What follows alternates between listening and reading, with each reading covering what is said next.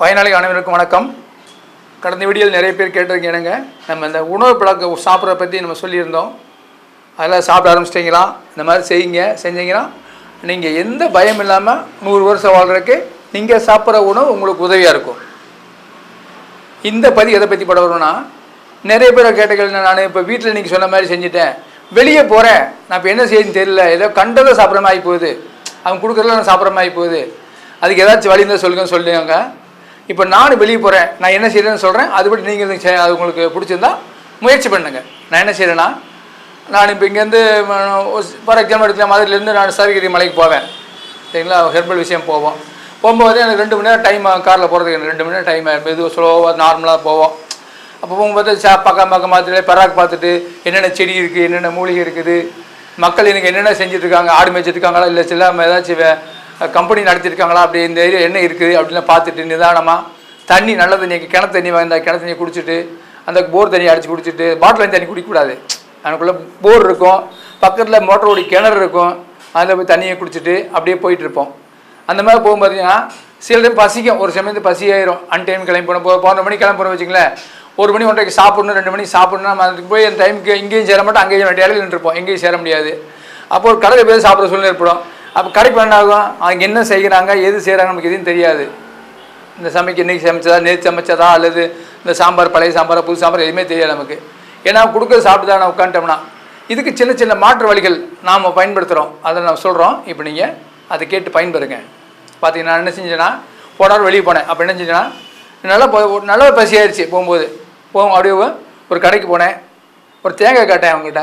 தேங்காய் நல்லா கருப்பு காயை கொடுத்தாங்க. ஐயா அந்த கருப்பு காய் எனக்கு வேண்டாங்க, கொஞ்சம் வெள்ளைக்காயாக கொடுங்கன்னு சொன்னேன்.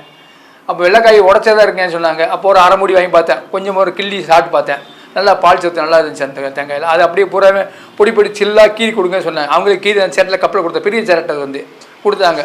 ஒரு 18 ரூபா இருந்துச்சு அந்த சிரட்டை சொன்னாங்க, மொத்தமாக சொன்னாங்க. அப்படியே அதை வாங்கிட்டேன். அவங்க கீரி உள்ளே போட்டு கொடுத்தாங்க, அப்படியே அந்த சிரட்டை எடுத்துட்டேன். அது கூட இன்னும் பக்கத்தில் போய் நிலக்கடலை பச்சைக்கடலை கிடச்சிது, உரிச்சக்கடலை கிடச்சிது, அந்த பருப்பை வாங்கி அதையும் கூட வச்சுட்டேன். இது கூட நாட்டு சக்கரை அதை கொஞ்சம் வாங்கிட்டு எல்லாத்தையுமே அந்த கடலையும் அதையும் தேங்காயும் பொடி மிக்ஸ் பண்ணி ஒரு ஸ்பூன் வாங்கிட்டேன். பக்கத்தில் வாங்கிட்டு ஒரு மரத்தில் வேப்ப மரத்தில் புளி மரம் நிறையா இருந்துச்சு ரோட்டில், எங்கேயும் வடி நிறுத்தல. நான் ஒரு வேப்ப மரத்தில் உட்காந்து நல்லா காற்று ரம்மியமாக இருந்துச்சு. நல்லா அது சுற்றி பொட்டல் வழி வெள்ளார வழி, அந்த வெட்டர வழினால நிறைய காற்று கிடச்சிது, நல்லா ஆனந்தமாக இருந்துச்சு. அங்கே உட்காந்து அதை பொறுமையாக நல்லா நான் சொன்ன உணவு முறைப்படி நல்லா நிதானமாக மென்று சாப்பிட்டேன். பார்த்தா அந்த சாப்பிடும் பார்த்தீங்கன்னா அந்த உதடு வாயில் அந்த பாலோடு இருந்துச்சு, ரொம்ப டேஸ்ட்டாக இருந்துச்சு. அதை சாப்பிட்டு அது கூடயே கொஞ்சம் நாட்டு சக்கரை போடும்போது டேஸ்ட் அதிகமாக இருந்துச்சு. நல்லா சாப்பிட்டு முடிச்சுட்டு ஒரு 1/2 மணி நேரம் 3/4 மணி நேரம் ஆச்சு. ஏன்னா நம்ம டீ சாப்பிட்னா டைம் ஆயிரும், 1/2 மணி நேரம் ஆயிரும். அந்த டைம் தான் எடுத்துச்சு.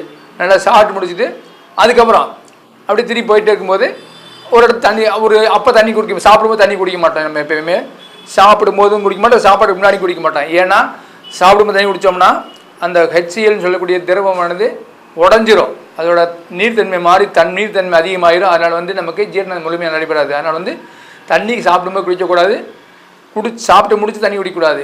சாப்பிட்டு முடிச்சு 1/2 மணி நேரம் 1 மணி நேரம் தண்ணி தாக எடுக்கும், அப்போ தான் தண்ணி குடிக்கணும். அப்போ நான் திரும்பி வண்டி எடுத்து போகும்போது ஒரு இடத்துல தண்ணி தான் வச்சது.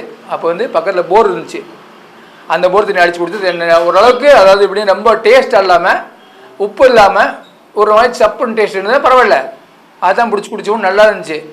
ஸோ இந்த மாதிரி வழிபோக்க போகும்போது இந்த மாதிரி இயற்கை உணவுகளை வாங்கி பயன்படுத்தலாம். அல்லது உங்களுக்கு எனக்கு இந்த பல்லெல்லாம் பல்லு இல்லை அப்படின்னு நினைக்கிறவங்க பழ வகைகள், வாழைப்பழம், ஆப்பிள் பழம், ஆரஞ்சு பழம், இந்த மாதிரி கிடைக்கிற பழங்களை வாங்கி கட் பண்ணி ஒரு டப்பா எடுத்து வச்சுக்கோங்க, ஒரு சின்ன ஸ்பூன் வச்சுக்கோங்க, தாராளமாக மெதுவாக உட்காந்து சாப்பிட்டு பொறுமையாக போங்க. ஏன்னா நம்ம வேகமாக போய் எதுவுமே பண்ண போகிறதில்ல. வேகமாக போய் எங்கேயாச்சும் போய் சின்ன ஆக்சிடென்ட்னா கூட கஷ்டப்படுவோம், நம்ம சிரமப்படுவோம். அது மாதிரி இல்லாமல் மெதுவாக போங்க. 2வது, நான் போயிருக்கும்போது ஒரு சின்ன சம்பவம் எனக்கு ஞாபகம், அதை உங்களுக்கு ஞாபகப்படுத்துகிறேன். எனக்கு முன்னாடி போன ஒரு வண்டியில் ஒரு பொண்ணு ஸ்கூட்டியில் போயிட்டு இருந்தாங்க. அப்போ பார்த்தீங்கன்னா அந்த பொண்ணு, அந்த ஒரு நாய் துரத்தி அந்த பொண்ணு கீழே விழுந்துருச்சு, ரொம்ப கஷ்டம், கீழே விழுந்துருச்சு. சரியா, நல்ல வேலை எதுவும் பின்னாடி பெரிய வண்டி எதுவும் வரல, ஒரு வண்டி எதாவது வந்திருந்தால் வேறு மாதிரி போயிருந்துருக்கும். ஸோ அந்த மாதிரி நிகழ்ச்சி நடந்துச்சு. இப்போ நான் ஏன் இந்த இடத்த இதை பதிவிடுறேன்னா, ஒரு சின்ன விஷயந்தான். இந்த நாய் துரத்துனால தான் அந்த பொண்ணு கீழே விழுந்துருச்சு எனக்கு தெரிஞ்சு. ஏன்னா முன்னாடியே ரொம்பலாம் போயிட்டு நல்லா கரெக்டாக போயிட்டுருக்கு, அந்த பொண்ணு ஓட்டுறது தப்பு கிடையாது. இந்த நாய் துரத்துனால பயந்து கீழே விட்டுருச்சு. அப்போ இந்த நாய் துரத்த காரணம் என்ன? உங்களுக்கு நம்மளுக்கும் நிறைய பேர் இடத்துல பைக்கில் போகும்போது இந்த நாய் துரத்தல் இருந்திருக்கும், எல்லாத்துக்கும் இந்த அனுபவம் இருக்கும். அதுக்கு என்ன காரணன்றதை சொல்கிறேன், அதை நீங்கள் தவிர்த்து பயன்பெறுங்க. இந்த நாய் துரத்த காரணம் என்னென்னா, இந்த நாய்க்கு மோப்ப சக்தி அதிகங்க. ஒரு பகுதியிலேருந்து இன்னொரு பகுதிக்கு இன்னொரு நாய் போச்சுன்னா அந்த மோப்ப சக்தி கண்டுபிடிச்சி அது துரத்த, அது சண்டை கூட ஃபைட் பண்ணும். அந்த மாதிரி தான் அந்த வண்டியில் வேறு நாயோட யூரின் பாஸ் பண்ணி வச்சுருந்துருக்குது.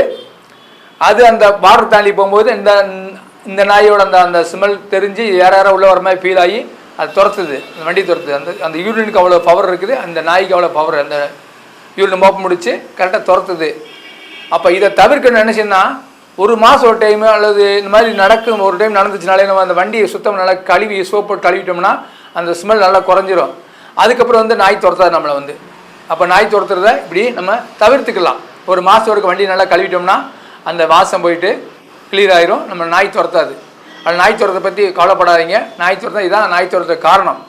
அதை சரிப்படுத்தினா உங்கள் நாய் துரத்தான் பார்த்துக்கும். இந்த மாதிரி இயற்கையோடு சேர்ந்து வாழ்றதுக்கான விஷயங்களை கற்றுக்கிட்டு அந்த உணவு முறையை சரிப்படுத்தி வெளியே போனாலும் சரி, வீட்டில் இருந்தாலும் நிறைய பேர் சொல்கிறோம், நம்ம வெளியே போனோம், வீட்டில் தான் நம்ம சாப்பிட்றாங்க, வெளியே போனால் சரி இந்த கொஸ்டின் இருக்குது. ஆனால் வெளியே போனால் அந்த மாதிரி இயற்கை உணவை பயன்படுத்துங்க. பழங்கள், தேங்காய், நிலக்கடலை பருப்பு, இந்த முந்திரி பருப்பு, இந்த மாதிரி கிடைக்கிற இயற்கை உணவுகள் வாங்கி பயன்படுத்தி பயன்பெறுங்க. இந்த மாதிரி இயற்கை உணவு சாப்பிட்டோன்னா கண்டிப்பாக நீங்கள் சம்பாதிக்கிற பணம் உங்களுக்கும் உங்கள் குழந்தைகளுக்கும் பயனுள்ளதாக இருக்கும். ஒருவேளை தவிர்த்திட்டிங்கன்னா நீங்கள் சம்பாதிக்க போனால் உங்களுக்கு இல்லை, வேற ஒரு மருத்துவருக்கு சேர்ந்துடும்.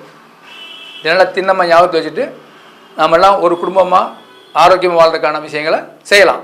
நன்றி.